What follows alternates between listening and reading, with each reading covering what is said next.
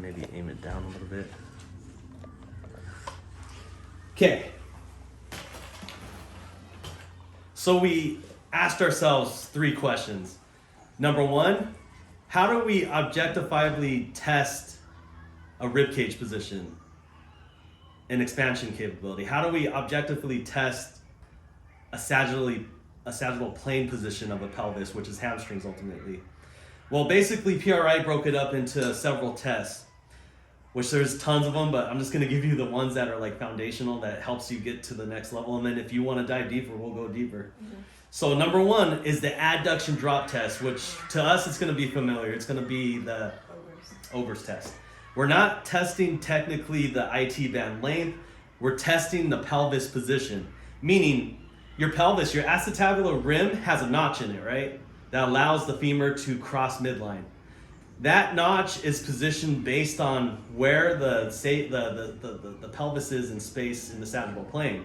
So for example, if this person's anteriorly pelvic tilted and I take their leg up and back, they're hitting the rim. Hitting the rim. Now if they're neutral, meaning their pelvis, their low back's not on fire and their back's not extended, it's neutral, then we clear the notch. That's where it's genius. That's where this Ron guy that created PRI is genius.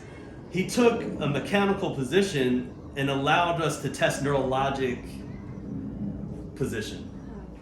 So if a person is in extension, which are those terms that we talked about, PEC, AIC. So a PEC is chains of muscles that cause drive extension. That tells us right now we need to inhibit the extensor groups by facilitating the opposite groups, the adductors, the internal rotators. And that's where your guys' P&L is going to be off the hook. And you probably add some more to this.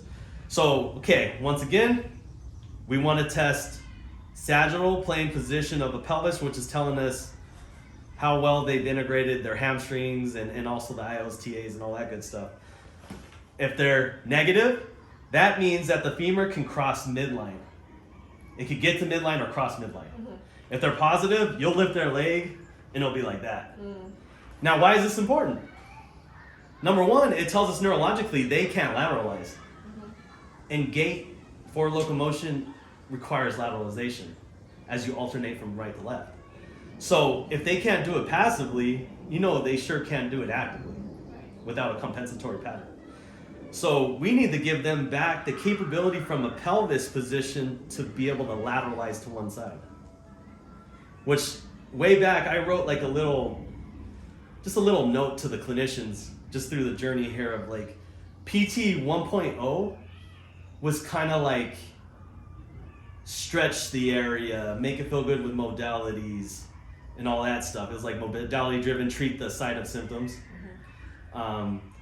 PT 2.0 was like strengthen a hip to help a knee. Like it was a little bit more holistic. Yeah. PT 3.0, in addition to let's look at how a hip helps a knee, let's look at how they can get to the other side. So now 100% of the load that was going through the right leg, because now 50% goes to the left. Now we take volume off the knee. That's where it's like PT 3.0. How well can you get to your left side? And what you'll notice is there's layers of compensation with people. They'll figure out how to get to their left falsely, like pseudo left, and that messes them up too. But the people you find that are truly in pattern, they'll be all right-sided things. This will start to explain like, I have a right shoulder issue, I have a right shoulder issue, I have a right hip issue, I have a right knee issue. If you get them to find their left, all of a sudden all that shit goes.